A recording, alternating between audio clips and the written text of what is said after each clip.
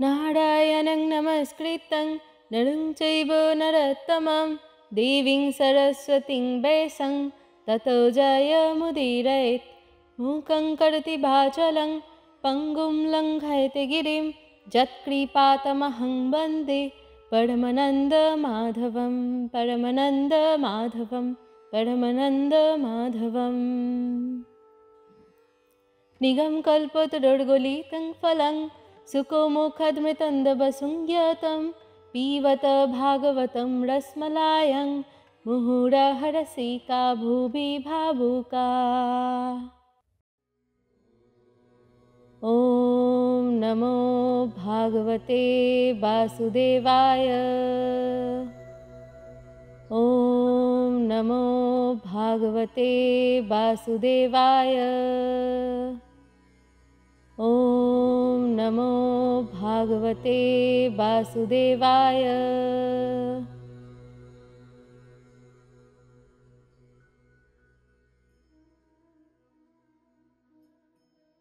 দ্বিতীয় অধ্যায়, ভক্তির দুঃখ দূর করার জন্য নারদের উদ্যোগ।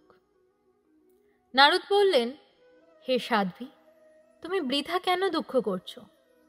আহা, তুমি এত চিন্তাগ্রস্তই বা কেন হয়েছ? ভগবান শ্রীকৃষ্ণের চরণ কমলের ধ্যান করো, তার কৃপায় তোমার সকল দুঃখের অবসান হবে। কৌরবদের অত্যাচার থেকে যিনি দ্রৌপদীকে রক্ষা করেছিলেন আর গোপাঙ্গনাদের যিনি সাহচর্য দিয়ে আশ্রয় দিয়েছিলেন, সেই শ্রীকৃষ্ণ সত্যিই তো কোথাও যাননি। আর তুমি তো ভক্তিদেবী স্বয়ং এবং সর্বদাই তার প্রাণাধিকা।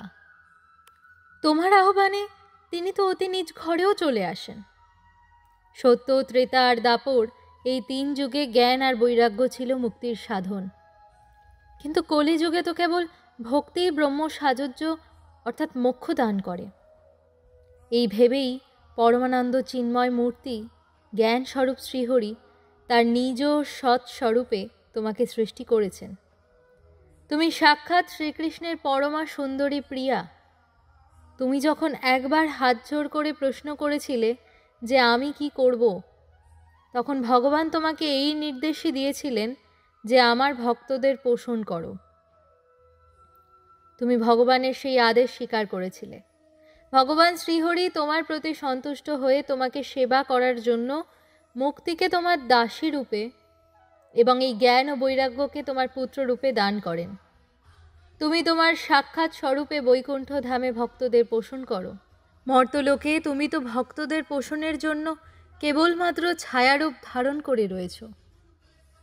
সেই থেকে তুমি মুক্তি, জ্ঞান আর বৈরাগ্যকে সাথে নিয়ে পৃথিবীতে এসেছ এবং সত্য থেকে দাপর পর্যন্ত খুবই আনন্দে ছিলে।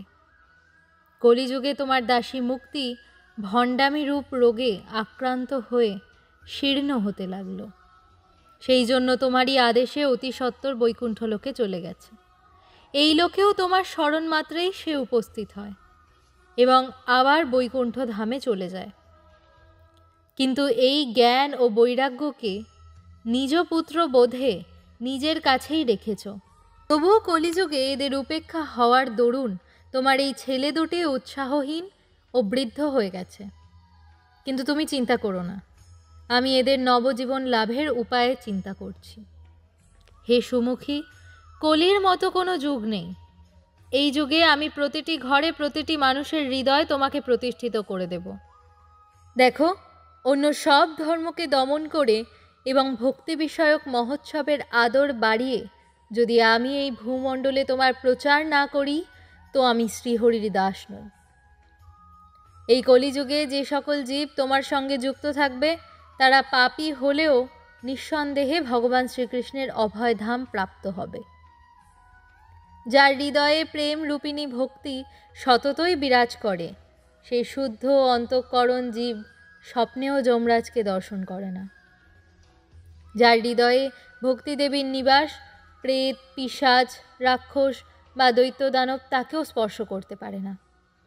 তপস্যা, বেদাধ্যয়ন, জ্ঞান ও বৈদিক কর্মাদি কোনো সাধনেই ভগবান বশীভূত হন না। ইনি কেবল ভক্তিতেই বশীভূত হন। গোপাঙ্গনারা এর প্রকৃষ্ট প্রমাণ। সহস্র জন্মের পুণ্য ফলে মানুষের ভক্তিতে অনুরাগ হয়। কলিযুগে কেবল ভক্তি, শুধু ভক্তিই সার। ভক্তির টানে সাক্ষাৎ শ্রীকৃষ্ণর সামনে এসে দাঁড়ান।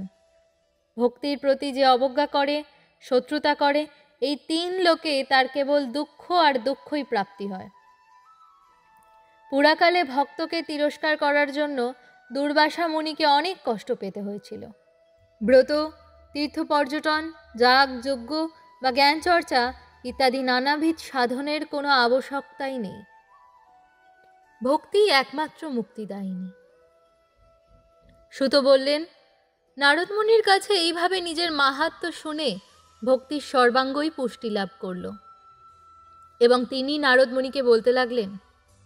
ভক্তি বললেন, হে নারদ মুনি, আপনি ধন্য।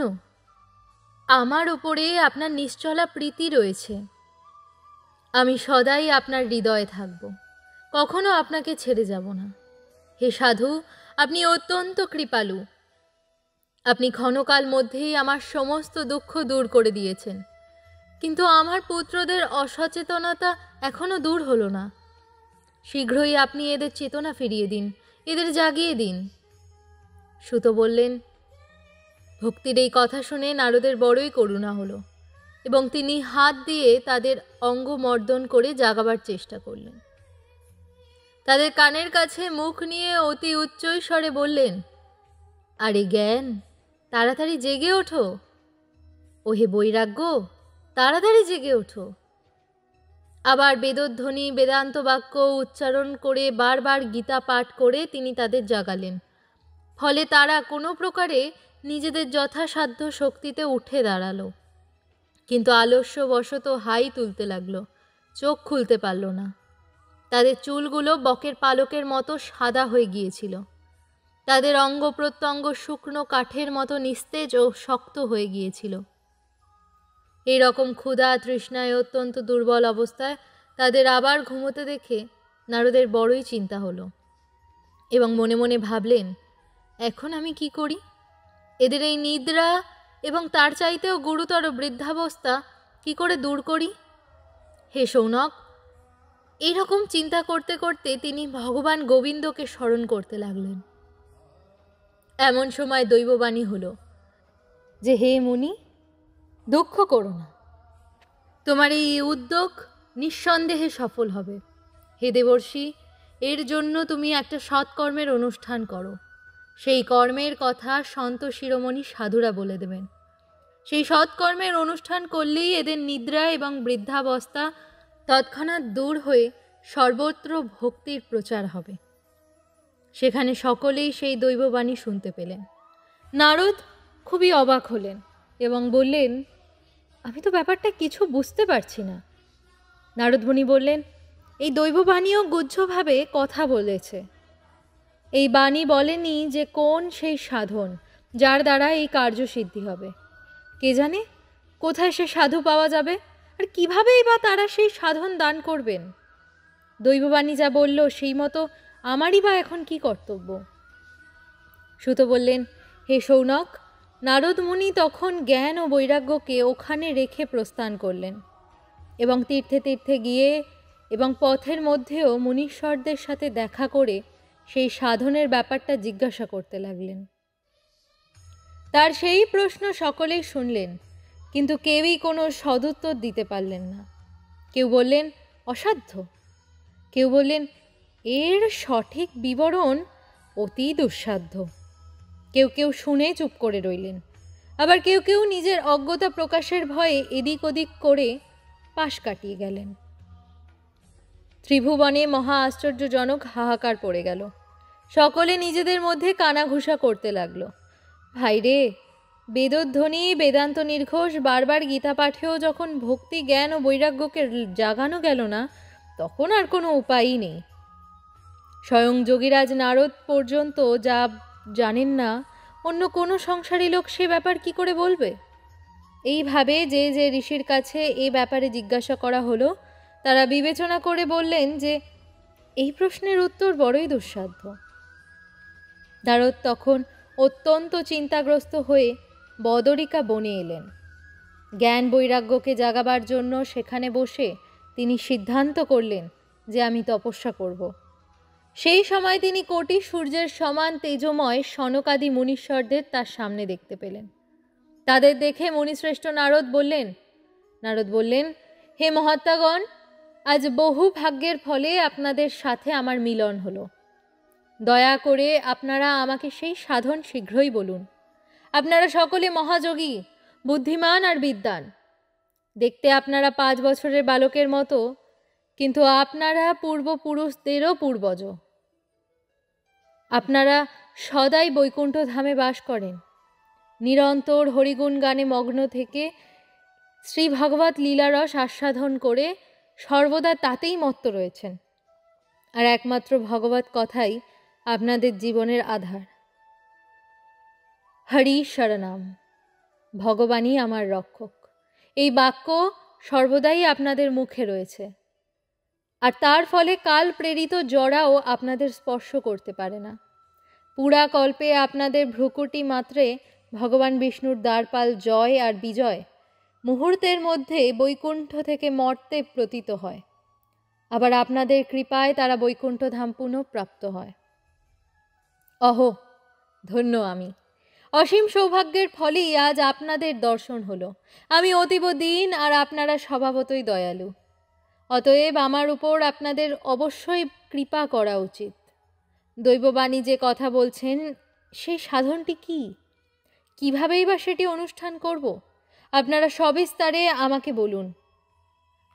ভক্তি, জ্ঞান ও বৈরাগ্য, এদের সুখ কিভাবে লাভ হবে? আর কিভাবে সমস্ত বর্ণের মধ্যে প্রীতি ও যত্নের সঙ্গে এদের প্রতিষ্ঠা করা যায়?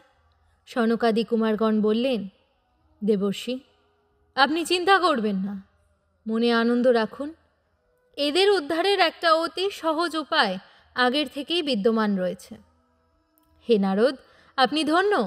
আপনিই বৈরাগীদের মধ্যে শ্রেষ্ঠতম এবং শ্রীকৃষ্ণের দাসগণের শাশ্বত পথ প্রদর্শক এবং ভক্তিযোগের ভাস্কর। আপনি ভক্তির জন্য যে উদ্যোগ করছেন তা আপনার পক্ষে কোনো আশ্চর্য ব্যাপার নয়। ভগবত ভক্তদের সদাই ভক্তির স্থাপনা তো করাই উচিত। মুনি ঋষিরা সংসারে অনেক রকম সাধন মার্গ প্রকটিত করেছেন, কিন্তু সেই সব মার্গই কষ্টসাধ্য এবং পরিণামে তারা প্রায় স্বর্গপ্রাপ্তি করায়। ভগবানকে পাওয়ার যে সাধন তা আজ পর্যন্ত গুপ্তই থেকে গেছে। তার উপদেষ্টা পুরুষ তো অতি সৌভাগ্যের ফলেই কদাচিৎ পাওয়া যায়। দৈববাণী আপনাকে যে সৎকর্মের ইঙ্গিত দিয়েছেন, আমরা আপনাকে তা বলছি। আপনি প্রসন্ন মনে একাগ্রচিত্তে শুনুন। হে নারদ, দ্রব্যযজ্ঞ, তপযজ্ঞ, যোগযজ্ঞ এবং সাধ্যায়রূপ জ্ঞানযজ্ঞ এসবই তো কেবল স্বর্গাদি লাভের কর্মের ইঙ্গিত বহন করে। পণ্ডিতগণ জ্ঞানযজ্ঞকেই সৎকর্মের সূচক বলে মনে করেন। সেই কর্ম হল শ্রীমদ্ ভাগবতের পারায়ণ, যার কীর্তন শুকদেবাদি মহানুভবেরা করেছেন। শ্রীমদ্ ভাগবতের শব্দ কানে গেলেই ভক্তি, জ্ঞান ও বৈরাগ্যের মহাশক্তি লাভ হবে। তার ফলে জ্ঞান ও বৈরাগ্যের কষ্ট দূর হবে এবং ভক্তির আনন্দ হবে। সিংহের গর্জন শুনলে যেমন নেকড়ে বাঘেরা পালায়, তেমনি শ্রীমদ্ ভাগবতের ধ্বনিতে কলিযুগের সমস্ত দোষ নষ্ট হয়ে যাবে। তখন প্রেম রস প্রবাহিনী ভক্তি তার 2 ছেলে জ্ঞান ও বৈরাগ্যকে সঙ্গে নিয়ে প্রতিটি গৃহে প্রতিটি মানুষের হৃদয়ে ক্রীড়া করবেন। নারদ বললেন, বেদ বেদান্তের ধ্বনি এবং গীতা পাঠ করে আমি তাদের জাগাবার অনেক চেষ্টা করেছি, কিন্তু তবুও ভক্তি, জ্ঞান ও বৈরাগ্য এই 3 জন জাগেননি। এই অবস্থায় শ্রীমদ্ ভাগবত শোনালে এরা কি করে জাগবে? কারণ ওই ভাগবত কথার প্রতি শ্লোকে এবং প্রত্যেক পদেই সেই বেদেরই তো সারাংশ রয়েছে। আপনারা শরণাগত বৎসল এবং আপনাদের দর্শন কখনো ব্যর্থ হয় না। সেই জন্য আমার এই সন্দেহ আপনারা দূর করে দিন, দেরি করবেন না। সনকাদি কুমারগণ বললেন, শ্রীমদ্ ভাগবতের কথা বেদ ও উপনিষদের সারাংশ দিয়েই তৈরি। সুতরাং বেদ থেকে আলাদা এবং তার ফলস্বরূপ হওয়াতে শ্রীমদ্ ভাগবত অতি উত্তম বলে মনে করা হয়। গাছের শিখর থেকে শুরু করে শাখা প্রশাখা পর্যন্ত যেমন রসে সিক্ত থাকে, কিন্তু সেই অবস্থায় ওই রস আস্বাদন করা যায় না। সেই ফলে বৃক্ষের ফলরূপে পরিণত হলে সংসারে সকলের কাছে প্রিয় হয়। দুধের মধ্যে ঘি তো থাকেই, কিন্তু দুধের মধ্যে তার আলাদা স্বাদ পাওয়া যায় না। দুধ থেকে পৃথক হয়ে যখন ঘি উৎপন্ন হয়, তখনই তা দেবতাদেরও স্বাদ বর্ধক হয়ে যায়। চিনি আখের সর্বত্র ছড়িয়ে থাকে, কিন্তু আখ থেকে পৃথক করে প্রস্তুত চিনির স্বাদ খুবই বিশেষ ধরনের হয়। এই রকমই হলো ভাগবত কথা। এই ভাগবত পুরাণ বেদের সমান। ভক্তি, জ্ঞান ও বৈরাগ্যের প্রতিষ্ঠার জন্যই শ্রীমান মহর্ষি বেদব্যাস এটি প্রকাশিত করেছেন। পুরাকালে এক সময় যখন বেদ বেদান্ত পারঙ্গম এবং গীতার মতো গ্রন্থের রচয়িতা ভগবান ব্যাসদেব দুঃখিত অন্তরে অজ্ঞান সমুদ্রে নিমগ্ন ছিলেন, সেই সময় আপনি তাকে 4টি শ্লোকে এর উপদেশ দিয়েছিলেন। সেই উপদেশ শুনেই তার সমস্ত দুশ্চিন্তা দূর হয়ে যায়। সুতরাং এতে আপনার অবাক লাগছে কেন, আর আপনি প্রশ্ন করছেন কেন? শোক ও দুঃখ বিনাশকারী শ্রীমদ্ ভাগবত পুরাণই আপনার পক্ষে তাদের শোনানো উচিত। নারদ বললেন, হে মহানুভব, আপনাদের দর্শন জীবের সমস্ত পাপ তৎক্ষণাৎ দূর করে এবং সংসার দুঃখরূপ দাবানলে তাপিত ব্যক্তির ওপর শীঘ্রই শান্তি বাড়ি বর্ষণ করে। অনন্ত নাগের সহস্র মুখ নিঃসৃত ভগবত কথামৃত গানই আপনারা নিরন্তর পান করেন।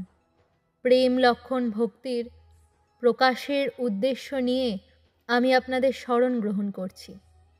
বহু জন্মের অর্জিত পুণ্যের উদয় হলে মানুষের যখন সৎসঙ্গ লাভ হয়, তখন তার অজ্ঞানজনিত মোহ ও মদ অর্থাৎ গর্বরূপ অন্ধকার নাশ হয়ে বিবেক জাগ্রত হয়। শ্রীমান মহর্ষি বেদব্যাস প্রণীত পারমহংসী সংহিতা শ্রীমদ্ ভাগবত মহাপুরাণে শ্রীমদ্ ভাগবত মাহাত্ম্যে কুমার নারদ সংবাদ নামক 2য় অধ্যায়ের বঙ্গানুবাদ সমাপ্ত। ভিডিওটি ভালো লেগে থাকলে অবশ্যই লাইক করে দেবেন এবং আপনার শুভাকাঙ্ক্ষীদের সাথে ভিডিওটিকে শেয়ার করে দেবেন, কারণ শ্রীমদ্ ভাগবতের মাহাত্ম্য অনুযায়ী এর এক একটি শব্দের শ্রবণেও মানুষের মোক্ষ প্রাপ্তি হয়। এই ধরনের ভিডিও আরও পেতে হলে অথবা পুরো মহাপুরাণটির বঙ্গানুবাদ এবং হিন্দিতে অনুবাদ শুনতে হলে এই চ্যানেলটিকে সাবস্ক্রাইব করে দেবেন, পাশের বেল আইকনটিতে প্রেস করে দেবেন। অন্যান্য শ্রোতা বন্ধুদের উদ্দেশ্যে বলছি, যেরকমভাবে আগে আমাদের বিভিন্ন বাংলা ছোট গল্পের ভিডিও যেত, সেগুলোও চলতে থাকবে। ধন্যবাদ সঙ্গে থাকার জন্য।